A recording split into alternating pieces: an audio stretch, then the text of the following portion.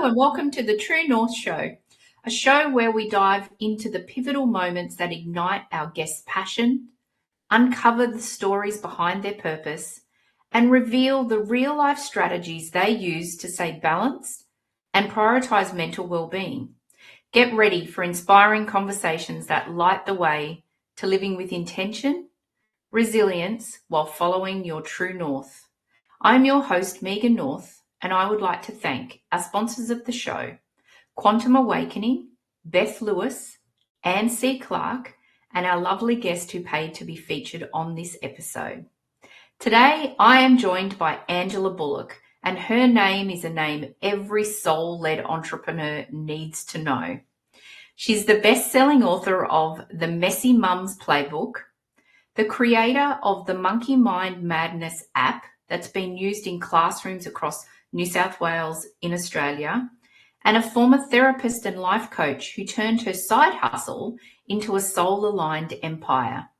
Now, she's one of the pioneers of emotionally activated AI marketing, helping coaches, healers, and creatives finally break through from burnout business models and actually make money while what they love doing. Angela blends powerful mindset work, manifestation, trauma-informed strategy, and AI-powered systems to help women step into their next level wealth, confidence, and clarity.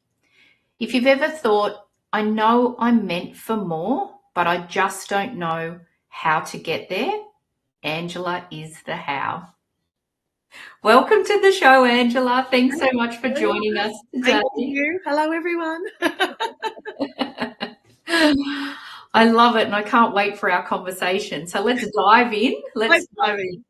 So what was the defining moment that led you to pursue your true passion and purpose? Okay, so it's funny. So I'm just going to take a little side note from that question just for a moment, because as I was watching the intro roll in, and it was your soul knows the way, right? And you're always meant to be exactly where you are right now. And everyone goes, well, how does our soul know the way, right? And it comes in multiple forms, but most of the time we don't see it, right?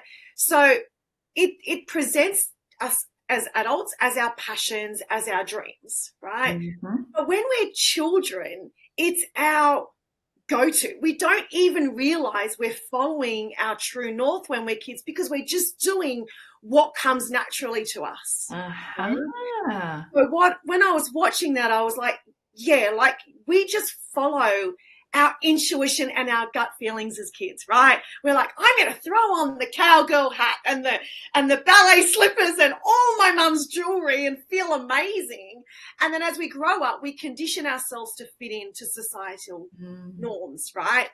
So when I think about where my pivotal moment was unfortunately at the complete breakdown of my marriage, when I actually saw that as the most amazing opportunity for me to check in and go, am I living the life that I actually want? And the answer was no, because I realized I was kind of like molding myself off my mother's relationship and what society told me I should be like. And I was just going through the motions, generally kind of happy but not happy. You know, when you think you're happy, but if you're actually checked in, you're like, no, I'm really not happy. Yeah.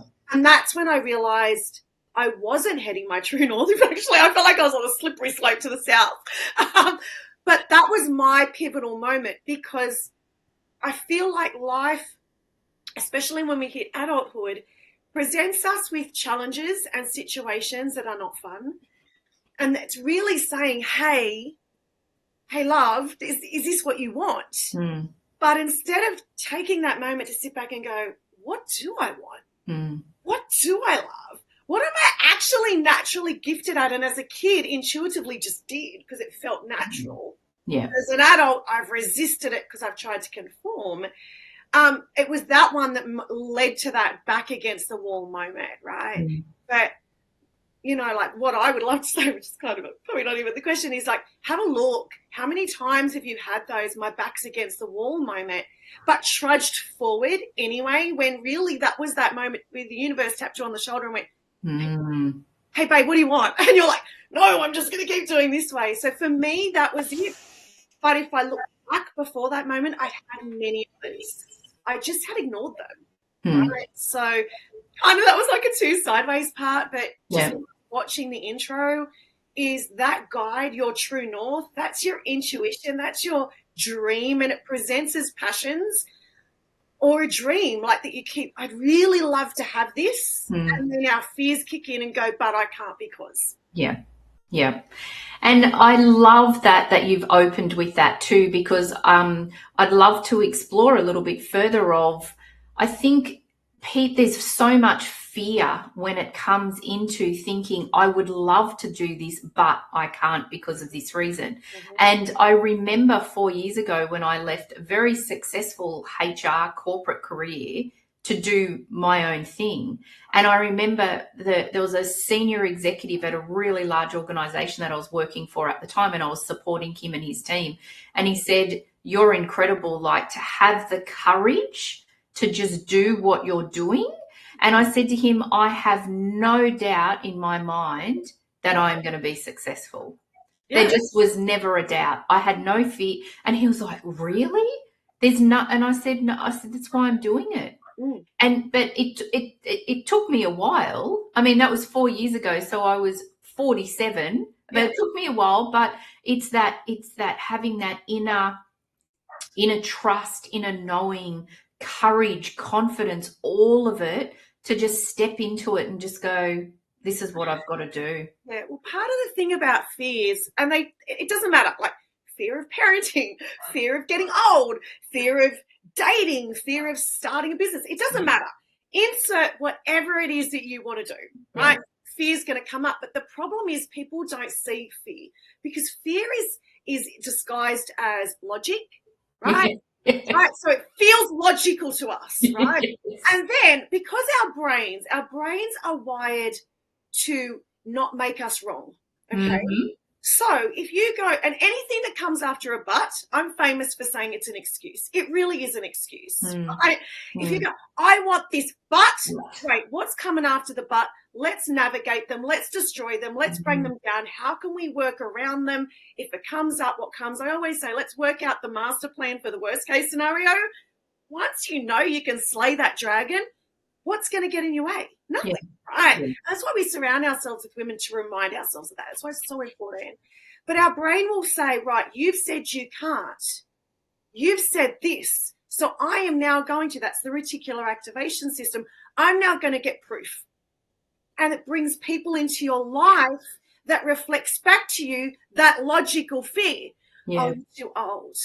Oh, you've got young kids. Oh, but you might not make the money. Oh, but you might fail. And, or Aunt June, who I see once every 4 years at Christmas, she's going to bring out every judgment stick. And I don't want to have that, right? Or I don't want to be bullied like I was at school. And on that note, I believe most women that have the audacity to stand up and pursue their dreams never felt like they fit in at school. Ever.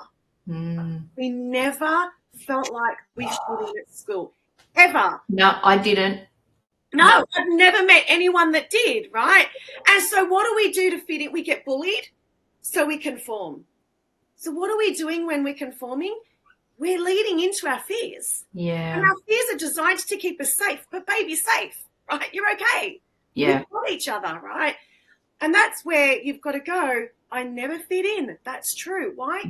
Because you had a bigger passion. You were driven where other people weren't. And people struggle to understand that in us. Yeah. We're a 1% club.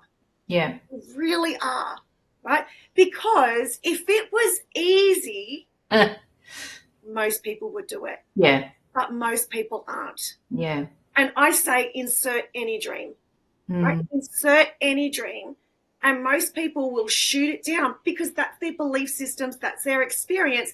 Plus, without realizing it, subconsciously, we've invited them into our life and said, I need you here to keep me safe and remind me of my fears. And when you realize that fear is normally dressed up as logic, you just go, oh, I've seen you before. I know what you're doing. Hello, I'm going to close the door on you today. Yeah. I always say fear gets to go in the back seat. You go, okay, Is this thought, is this feeling, is what I'm about to do going to move me forward towards what I want? And if it's no, it's like, okay, well, I'm going to press pause on that, chuck it in the back seat, right? And I'm going to move forward. And if 3 days from now I still feel like I can't, then I will readdress it. But if you press pause on your fears, and you totally can press pause on fears, right? They're just a thought. Yeah. Pause it. Pursue the passion anyway. I can guarantee all those excuses that you thought, they just disappear. Yeah. Right? Or you start inviting people in unconsciously. Someone will turn up and go, I can help you with this. Like, do you know what I mean? Like, yeah. Serendipity, things start falling into place, but you've got to get out of your own way first. So it's noticing, that's the question. Is this helping me move forward? Yes, no. Mm-hmm. No, not really. Okay, well, breathe, press pause, feel your body, like you're okay. Tell yourself you're safe, because that's old conditioning. And go, right, what do I need? What do I need to make this work? And your intuition will always give you the next step. Absolutely. Every time. Yeah. Right. What most women wait for is the next 10 steps. Yeah. Okay? And here's the thing. The universe will never give you 10 steps, because you're going to very quickly turn around and go, oh my God, I'm so overwhelmed. I can't do it. Steps, right? Every time. Overwhelm is a choice. Yeah. I say it all the time. You either have three options. Number one, I'm overwhelmed. That paralyzes you. You can't do anything. Yep. Right? Or I'm really busy. I have a lot going on. That's your invitation to prioritize. Mm-hmm. What do I need to do first? What matters first? Yeah. As a mum, I'm a mum to 3.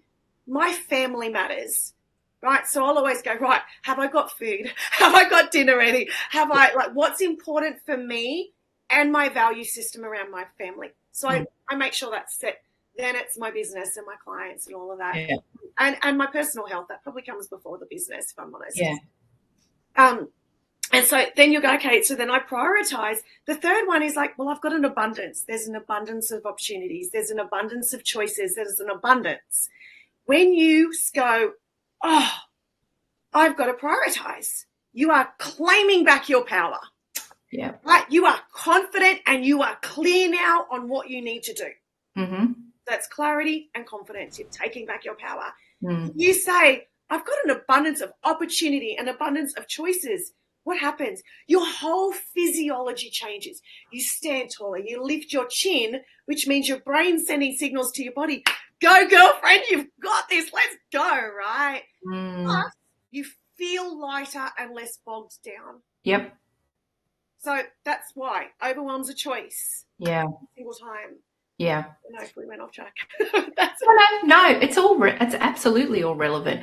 Yeah. And I think the thing is too is that if there's something ruminating and bubbling away, it doesn't mean that you have to quit your job and lose all your money from your job and pursue it wholeheartedly. Start it on the side. Yeah. That's what I did with my angel card, oracle card readings and that my healings. I was doing that while I was still working in my corporate role. Yeah. And then slowly it started to build, and then you start to get, so it might feel like it's really big and oh my gosh, how's it going to work? But you're right. It's that first step. It's the first step.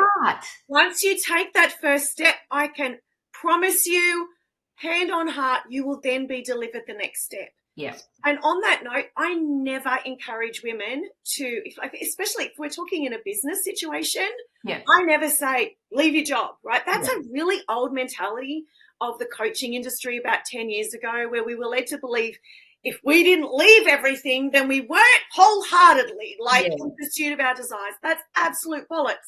Yeah. Anything that's going to set your nervous system into chaos should never be done, because what that'll do is put you in paralysis. And you will start making decisions based on your fears. Yeah, yeah. Right? And you will invite people, and you'll invite people that say, I'm the only solution. Spend all your savings on me. And I'm like, no, that's like the biggest red flag ever. Yeah. If somebody ever says that to you, that's a red flag to run. Yeah. Right? And most of us have done that, right? Yeah. But if you just step back and go, right, I'm going to do it on the side, little bit by little bit. I'm either going to put 10 minutes a day aside, half an hour a day aside, or every first Sunday of the month, I'm locking out life, and it's just me and my passions and my dreams. But never put yourself in total chaos, because you generally lose your Maslow's triangle, your basic needs. Yeah. Right? But if your basic needs aren't met, you ain't going to be able to get very far. I hate to say it, you just won't. Yeah. Because you've got to have security, you've got to have food on the table, you've got to have warmth, you've got to have a roof over your head. Yeah. If you jump and leave everything that helps you provide your basic needs, you're there. Yeah. I also think too, one of the things that I've learned over my journey is my inner circle. Like, what do I tell certain people? Because I have a very tight knit group in my inner circle who are the most incredible supporters of what I do. And so I have this beautiful small group that I share what I'm thinking to get their feedback usually.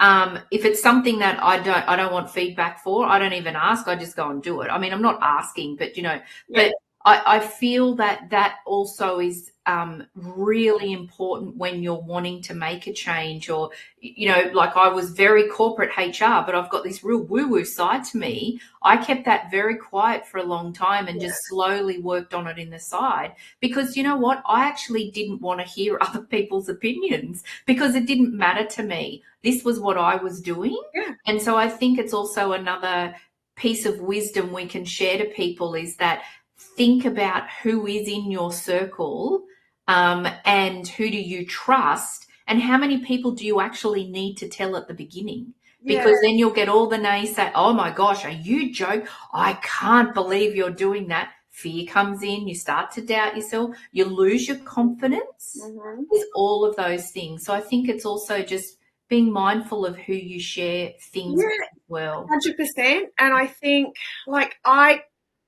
I'll be even more honest to say is, the more women I work with, I've worked with thousands of women to this point. Most of us don't really even have a really tight inner circle. I myself am pretty much, it's me, right? And when you're on the journey, one of the scariest things you'll come across, and I don't know if, Megan, you've experienced it, but people that you thought were your go-tos, all the way, right? And you're like, oh my God, now I've got no one. Now I'm Robinson Crusoe. And then the biggest mistake women then make is go, well, my family should support me. And I'm going to tell everybody right now, lean in close because you need to hear this. Your family are the very last people that will believe in you. They will be the very, very last people. And it's because they see you have the breakdowns. They see you I hate this, and the tears and the big fat ugly cries, and and they don't want you to be like that. So they're like, please give up. And I always say to people, you have to be your biggest advocate. Right? There's going to be 50% of you that at any given time doesn't believe you can do it. Okay, it's okay. 50% of you that goes, yes, you can. You need to build up the 50% of you that knows you can. When you were 8 and you had on the cowboy hat, the Barbie tutu, the ballet shoes, and you had 30 of the oldest, ugliest pieces of jewelry that were, I don't know if anybody else had the tin. My mum had this tin of all this, I rocked it. I thought I was the most beautiful thing on earth, and I didn't care if anyone said I wasn't. I felt it. That's the muscle you need to lean back into, because that version of you still exists. But we have to tap into it. And so now I don't need other people in a circle for me. I'm like, well, is this what I want? Is this not what I want? I've learned to feel my body. And if people are like, well, how do I know that? Hot tip. It's a yes if your body feels lighter, taller, stronger. It's a no if your body feels heavier and you sink down. The first thing you'll change will be your body language. You'll go like this or you'll go like this. And it's just navigate that. And start simple. Do I want this chocolate? Do I not want this chocolate? No? Okay. Yes? Eat it. Eat the whole block if it's what you want to do. There's no rules. But when you tune into your own guidance system, your own intuitive, which is unique to only you. Yeah. Right? Megan has her unique one. I have my unique one. Everyone watching has their unique guidance systems. They're not the same, right? Yeah. And you just learn today. So my invitation to everyone right now watching this is this week, just practice with easy stuff, right? Don't go with the big global question. Yeah. Not easy. Yeah. Yes, no, yes, no, yes, no. And you'll build that muscle, and you've got to notice the words that you're saying to yourself and be your advocate. Be the advocate for your dreams. Yeah. Yeah. And I that is, oh my gosh, that is amazing. And I love that is such a beautiful piece of wisdom that you've shared, that whole the body language piece. Because when you think of things, I feel myself like, oh yeah, but then I have felt before other things. I'm like, oh, that doesn't feel right. It's really obvious. Yeah. But then it's also then having that confidence to really trust what you're feeling and to actually then honor that as well. So every time you honor a yes, you get more yeses. You get more yeses, right? Yeah. So, like, I don't know if I might be showing my age. I'm sure you know this, but was it Indiana Jones and he had to step off yes the cliff and he couldn't see, but then as each step came, the drawbridge came across? Yeah. That is us. Yeah. Right? So to put it into like reality that most of us have done, have we ever walked across a pond that's got slippery rocks that you can't see? Right? There's always somebody that's brave enough to put their foot first. Yeah. Right? And they're like, oh, don't step on that one. It's slippery. Take this step. And so we follow the steps. Yeah. Yeah. That's your intuitive guidance system. And that's why often you look to leaders to say, like, did you slip on a slippery rock? Yeah, don't take that one, or try it. It might be your rock. Yeah. Feel into your body, because who am I to say no to you? Yeah. That's what you're guided to do. But how can we support you in taking that? Like if you do slip, you've got the ice pack to put on your butt because it hurts, right? Yeah. Stuff like that. Yeah. But that's, if you only ever learn that, you will get more confident as you realize that it feels good. It feels right. Now, I will put a caveat. Whenever we have to sit and do taxes, we feel heavy, right? But you need to say, is that going to help me move forward? Yes, it is. Yes. Okay. And then we'll do it. So that's when that question comes, is like, do I really want to do this? Because whenever I have to think about doing my taxes, I instantly feel tired. So, yeah.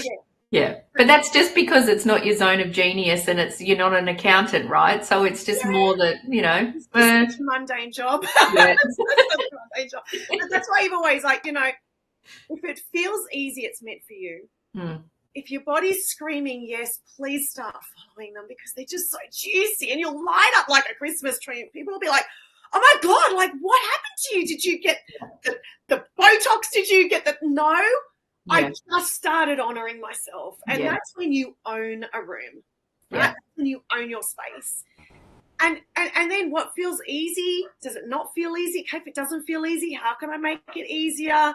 And is it moving me forward? Is it not moving me forward? That's the only three things you have to navigate through anything. Yeah. Everything else is trial or error. Yeah, yeah. And if it really is the taxes, then get an accountant or a bookkeeper. Yeah, exactly. Yeah. Outsource, and if you can't outsource, suck it up. It's going to help you move forward. Oh, gosh. I knew this conversation would be just rich with so many golden nuggets. Honestly, I reckon all of our audience will be there writing down all of these things, going pause, writing, pause. So thank you. And when you've mastered the pause, rewind, rewatch, I want you to do that in your brain. Pause, suck it up. Fear, park it. Yeah. Move forward 3 days. Promise you. Put it in your diary. 3 days. Yeah. Okay. I think we'll hear from our sponsors. So we'll take a short break and then we will come back, and I'd love to explore with you your mental well-being in the midst of pursuing your passion and your purpose. So we'll talk about that after the break. But we'll hear from our sponsors now. So thank you. We'll be back in a couple of minutes.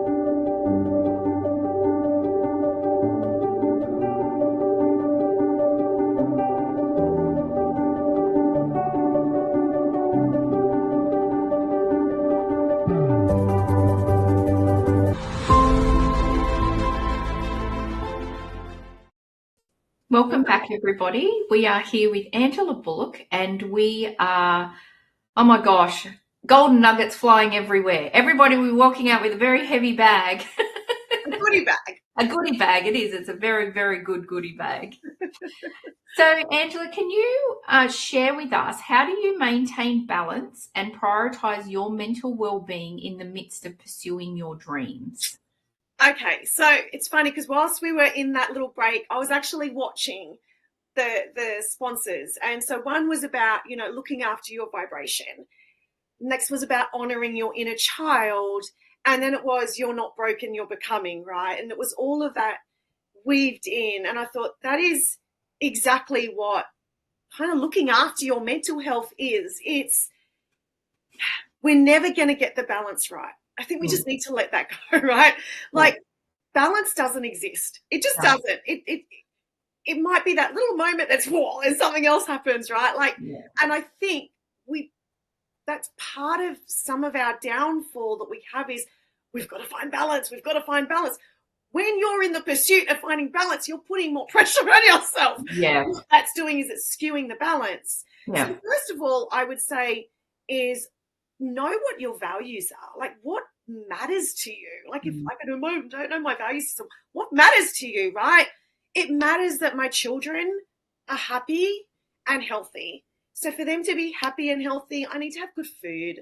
I need to have the time to cook dinner.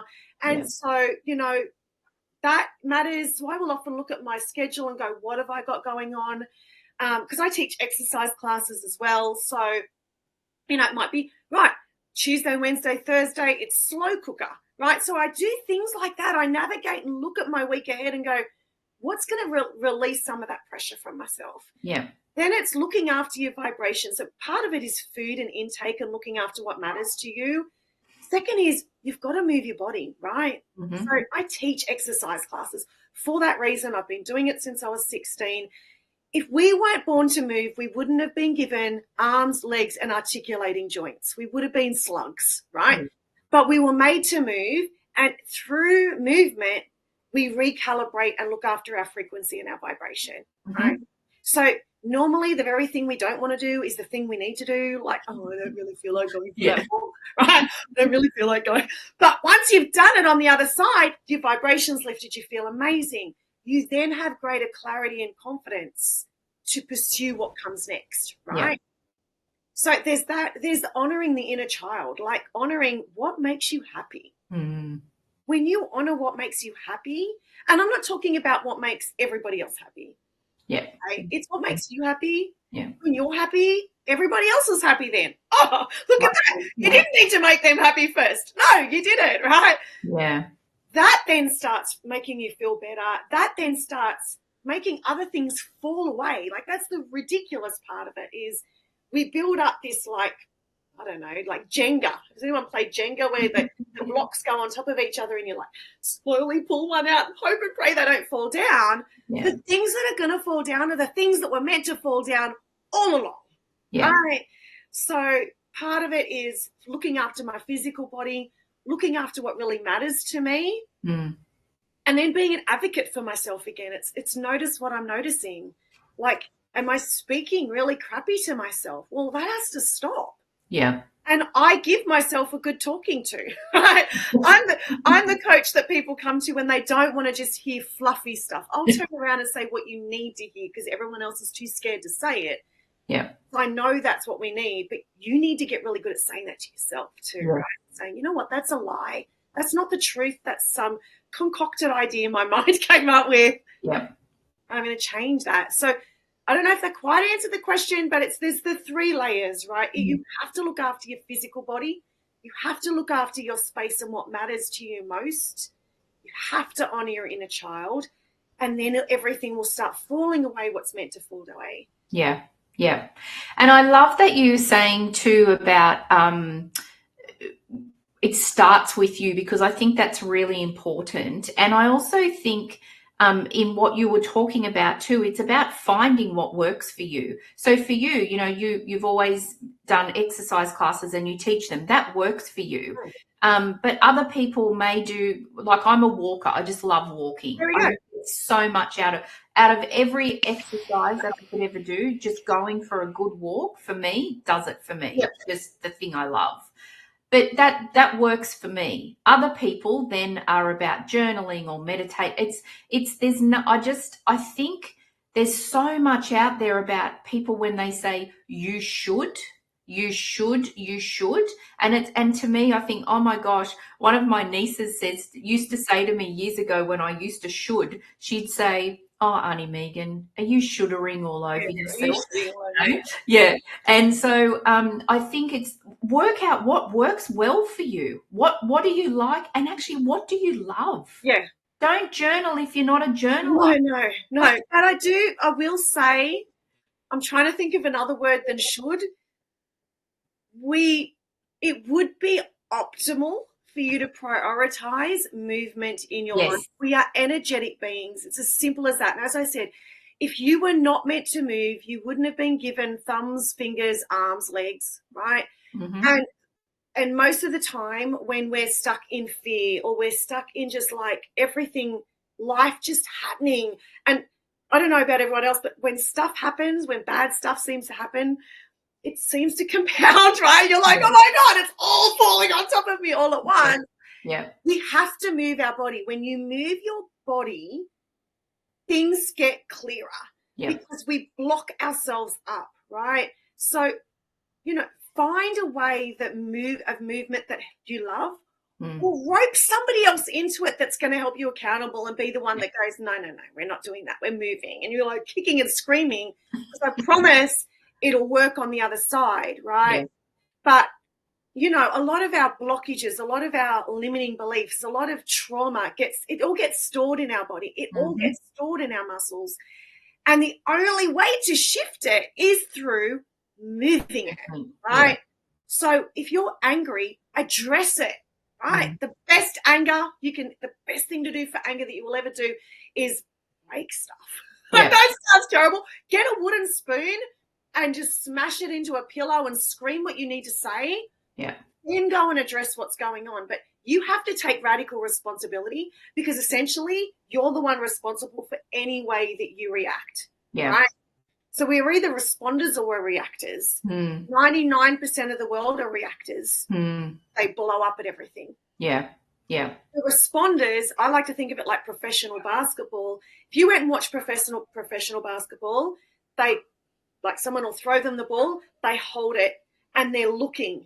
They're looking at their options. Where's the easiest path? How is it going to get me to what I want, which is the basket, right? Yeah.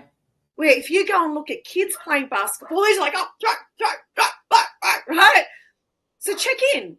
Are you a professional basketball player? Are you a responder in meaning you accept what's going on and you look at it and you go, okay, well, this is going on. Yeah. What do I want to do with it? Do I want to offload it here? Do I want to break it down into smaller parts? Yeah. Take a beat or two. Yeah. Right. Maybe it's like, well, I just want to put it here for a minute. I'm going to take a walk. I'm going to move. I'm going to scream. I'm going to cry. I'm going to do whatever I need to dissipate it out of your muscles because that's where it gets stored. Yeah. And then I'll come back to it because I can guarantee when you do that, you'll find the solutions or it'll magically have disappeared. Yeah, absolutely. Right. Yeah. So be the responder. Yeah. And not the reactor. That's the biggest thing. But without shooting all over you, I'm a massive advocate for movement because that's what gets everything firing and working properly. When your motor neurons work properly, your brain fires properly. When your brain's firing properly, you are on fire. Yeah. I love that. Yeah, beautiful. The power of the pause. The power of the pause. The whole Monkey Mind Madness app that I created was all about the pause. It was about the pause and noticing the thoughts that you've got. And in that app, I used to say to the kids, write all your thoughts down. Yeah. Right? And then for 20 minutes, focus on your English homework or your maths homework. Yeah. And when that timer goes off, you're going to pick up that piece of paper and go, what do I want to do? Or what fears have I got? And I'd say, store those fears. And in 3 days from time, we get the piece of paper out and go, oh my God, that was rubbish. I'm going to fail my exam. Most kids don't fail their exam. Most don't, right? Yeah. But they think they're going to. Yeah. So, And when you can start proving your fears wrong, that's when you step into the next level. Absolutely. And I think it's real. I love that you've spoken about that a couple of times in relation to from a frequency point of view, because I'm going to get really woo-woo here, but with all our guides and our angels and everyone that energetically and spiritually looks after us, they can't, my understanding is they don't understand our 3D logical wording. They just understand vibration. And so when we feel uplifted and when we're excited, they go, "Oh, you love this. I'm going to give you more of that." You're listening. Now I'm going to tell you more. Right? Now you're listening. Now I'll give you more. Yeah. Tuned in, tapped in, turned on. Right? Yes. Exactly. Yes. But think about it, guys. Like, it wasn't really that long ago. We didn't have the power of speech. Yeah. We didn't talk. We grunted. Mm-hmm. Right? So back then, how did they communicate? How did they assess their needs? How did they know what they want? Yeah. They were so tuned in to their physical, energetic being. Our bodies tell us, right? Then our thoughts come in, and then our words come out, and then our actions proceed. So when you get really good at tuning your body and noticing your thoughts, you reclaim your power, and you don't need anybody else then to validate it. Yeah, absolutely. I love that. I love that. So if you could only say one thing to other women who are starting over, doesn't matter where they are, if they're midlife, if they're early, if they're later on in life, what would that be? Like, what piece of wisdom could you give them? I would say take yourself somewhere quiet, somewhere that honors your inner child or your soul. Like, for some people that might be in the bush, for some people that might be on a beach, some people that might be underneath the covers of their bed. Like, where is it that you just honor part of yourself? Yeah. And then get a piece of paper and just write down everything you wish you had, everything you wish you'd done, everything that you want in life, without the filter of I can't, without the filter of what will somebody else think if I do it. Just no one's going to see it but you. Yeah. No one's going to see it from you. When my whole marriage broke down, and I mean, I was kind of blessed because I was a therapist already, I gave a piece of paper to my husband and I said, I want you to go away for a day and I just want you to imagine the marriage that you would like to have, not to me. Doesn't have to be to me. Yeah. Even if you want to be married at all, like, what do you want? And I went and did the same thing. Right? And then you have to honor that. So just turn all of the noise out, because that's all it is. And just go to somewhere that you're honoring yourself and go, what is it that I really want? There was nothing stopping me. Or even if there is stuff stopping you, it doesn't matter. Write it down. Because you'll find a way. You'll find a way, I promise you. Yeah. Yeah. I love that. That's really beautiful. Yeah. And I love that you're talking about, stepping back, stepping away and just having that time for yourself. I think that that's really important, because that in itself is honoring you already just by doing that. Yeah. You can't, it's probably one of the only times I'll say you can't do it when you've got Netflix showing in front of you. You can't do it when you've got mom, or you can't do it when people are around you. Like, you really have to go so you can just breathe and relax and take up space without feeling judged or criticized or like you need to perform. Yeah. And once you've met your and you feel safe, right? You've got to feel safe to do this. Then it's like, what do I want? What is it I wish I could do? Yeah. Just step into the wishing well. Yeah. Yeah. You don't have to do anything with the wishes if you don't want to. That's the beauty of it. But if you do, we're here and let's make it happen, because that's my favorite place. I love that. So do you have any practices or rituals that you incorporate into your daily life to stay grounded and focused?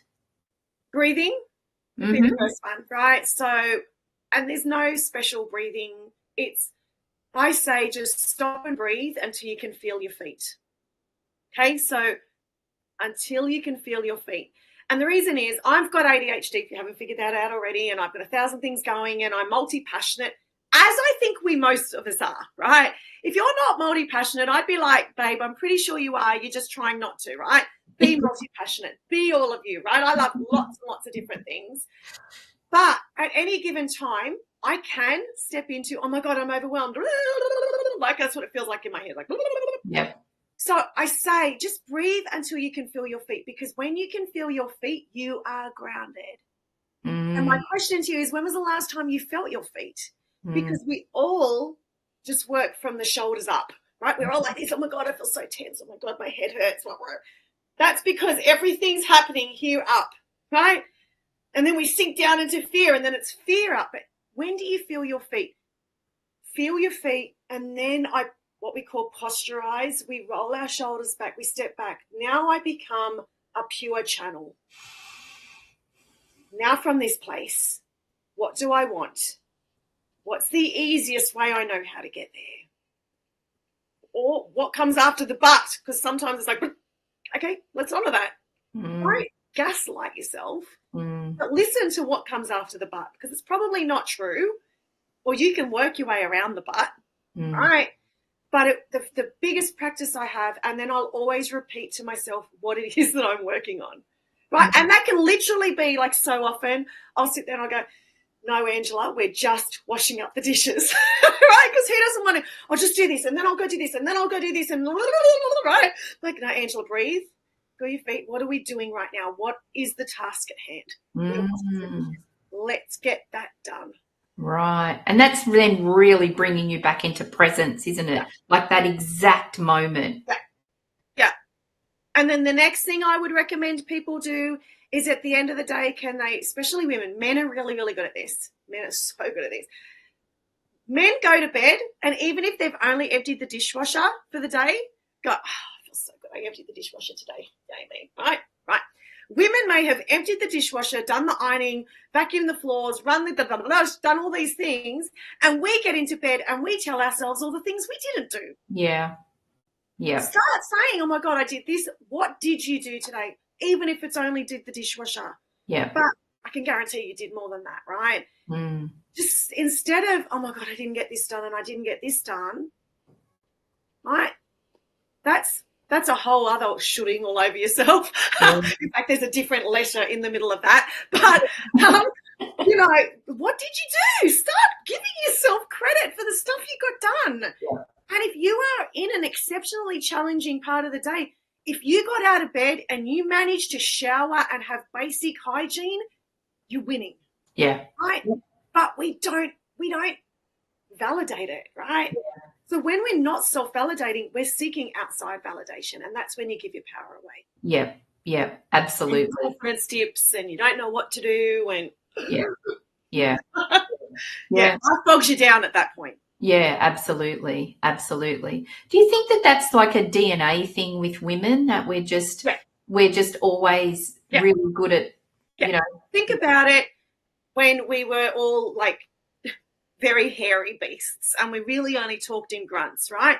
The men had one job: go, fetch food, kill the beast, bring it back. That was their job done. Yeah. Women were in the cave, talking to each other, knitting, making sure that the kids didn't fall in the fire, making sure that some intruder didn't come to the cave. We had to have all our spidey senses on, right? Now we transfer it into the modern life. We don't compartmentalize like men do, right? We mesh everything together, and where they still have that one job. Yeah. So if anyone, there's a really good TED talk on it, but men have brains that are like boxes, right? They'll have boxes in their head. So but once upon a time, their box was, I sleep, eat, I kill beast. Yep. Right? Yep. Now they've got the family box, the work box, the maybe this box. Yep. And so if they're in work, they're in their work box. Yep. Get out of work, they're in their family box, right? And this is why women in business, essentially, we take things so personally, because they are personal, because our family box isn't a box. It's like bubble and squeak. You know, when you've got mashed potato and you put the leftover veggies in it and you mash it all up? That's us. We're like an intertwined wool ball. You know, when you put your jewelry in the jewelry box and somehow it manages to like all knot up. You're like, how did that happen? Yeah. That's our brains, right? Yeah. And that's because back in the day, we had to Mm. always look at all the different things that were going on around us. Women didn't have that. Yeah. But if you can learn to go, right, now I'm just doing the dishes, I'm in the doing the dishes box. Now I'm in the dream box and I'm pursuing this passion. Now I'm in the mum box and I'm doing that. If we can learn to bring some of that into our life by being present and grounded and going, what is it that I'm working on right now? Yeah. We get greater clarity and we have less of that mushed. Yeah. Yeah. And as you were saying that, I was thinking it's almost because I do my gratitude process every day when I'm on my walk. So that's when I get my brain is quite empty when I'm walking. I touch trees. I do my gratitude. I connect into all of my, all of my sources. But the other thing, and I think I'm going to start to incorporate, is what have I achieved today? Or as a reflection of yesterday, I achieved this today, because it's almost another practice that I can bring in of going, wow, yesterday that was incredible because I did this, this, and this, or this morning I've done this, this, and this. We are so freaking amazing. Yeah. You, listener right now, are the most amazing magical unicorn on this earth. Yeah. But you choose not to see it. So I want you to start seeing it. Another thing I do differently is when I wake up in the morning and my brain's still fuzzy, I'll say to myself things like, cash flows into my life. I always know what to do. I always make the best decisions. I can navigate anything life brings me with ease, right? I have that, like I practice where, I used to write those things down. Now I've just taught myself to say it as I come in. I used to listen to subliminals and that back in the beginning, but I've just built that muscle myself. Yeah. But and in listening to this, people might be like, oh my God, now I don't know where to start. There's so many things to take away and get started. Yep. And my invitation to everybody right now is, what is one thing that you've heard today? Right? From this conversation that Megan and Angela are having, what's one thing that you can go, oh my God, that really resonated with me. Yeah. I'm just going to focus on that and just do that for like 30 days, 60 days, 90 days. Don't, because that's what people are like, oh my God, now I've got to do all the things. Yeah. No. Yeah. Choose one. Yeah. I'm sure Megan's got this recording somewhere. You can go and watch it again later. Yeah. And just build the muscle. Yeah. Right. Yeah. You didn't learn to walk by getting up and walking. You crawled. Yeah, exactly. You sludged across the ground first. Then you started crawling, and then you fell over, and then you were navigating furniture. Why do we not give ourselves grace in life as adults to do as we did then? Yeah, exactly. And what I said about what I do on my walk, that's been a long time. Like that's been a process. What I'm now saying is great. I've got another thing that now I'm going to start to practice to put into my it's habit stacking. If anyone's ever read Atomic Habits by James Clear, he talks about getting a habit and nailing that for this, 60, 90 days, then adding something new to it. So for me, that's a new habit that I'm going to stack into my already existing habit. And when it comes to habit stacking, always attach a new habit to somewhere where it's easily going to be achieved, right? Yeah. So for you, for example, Megan, that would be easy for you to achieve on your walk. Yeah. Right? But don't put it on, when I'm cooking dinner, that's when I'm going to do it. Like, do you know what I mean? That's probably not the best place to put that brand new habit, because I don't know about you, but cooking dinner, the range hood's going, there's people around, we're normally hungry ourselves, it's the end of the day, we're a bit narky. Yeah. That's not the time to go, I've got to have a gratitude practice, right? That's the time to just have a Yeah, exactly. Yeah. That's right. So it's being really mindful of where is it going to fit into my day. Where is the easiest place I can start this? Yeah. Again, the 3 questions. Where is the easiest place I can do that, right? Yeah. Is this habit going to help me move forward? If it's a yes, then I'm definitely going to do it, and I'm going to make it easy, right? Yeah. Don't make it hard. It's not meant to be hard. No, exactly. On that note, I'm going to say this because I find most women have this. They feel that if it's hard, they're more worthy of having the outcome, and it's not the case, right? What comes easily to you is what you're meant to do, because it comes easy to you, right? Mm-hmm. It doesn't come easy to somebody else, right? Something else comes easy to them, right? So you're meant to follow your ease. Yes. Right? You're meant to follow your ease. You're meant to follow your light. That is your true north. Yes. Yes. Beautiful. Oh my gosh. You've just tied that up beautifully in a beautiful bow. Thank you. Just in a beautiful heart. So now we really only do have a couple of minutes left. Yes. So I'll ask you the same question that I ask all of my guests before we close out. Mm-hmm. So what is one lesson or truth that you've learned on your journey that you wish you had known earlier? Same thing. I wish everybody knew how freaking amazing we are. Yeah. We are just amazing. We are so freaking amazing. You are so freaking amazing. Yeah. Like, hello, you are breathing. Yeah. You don't even think about your heart beating. It happens. Like, holy moly. Yeah. Honor it. Look after it. Love it. Love you. Yeah. In whatever form you are right now, and give yourself permission to follow your ease. Yeah. Follow your dreams.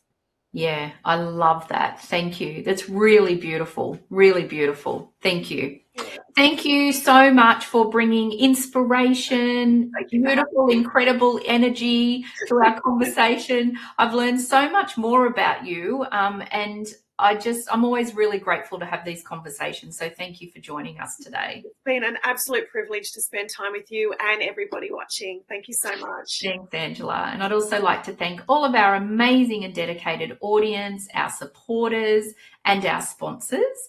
And I hope that you all have an amazing and wonderful rest of the week. And I look forward to seeing you all again next week. Thanks again, Ange. Bye.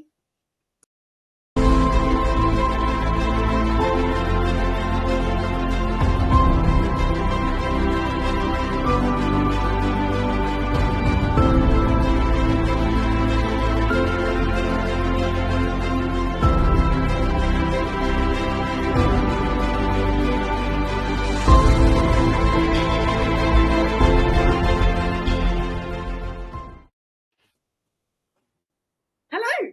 Hi. That was fun. The recording is still going for some reason. It's that outro for some reason.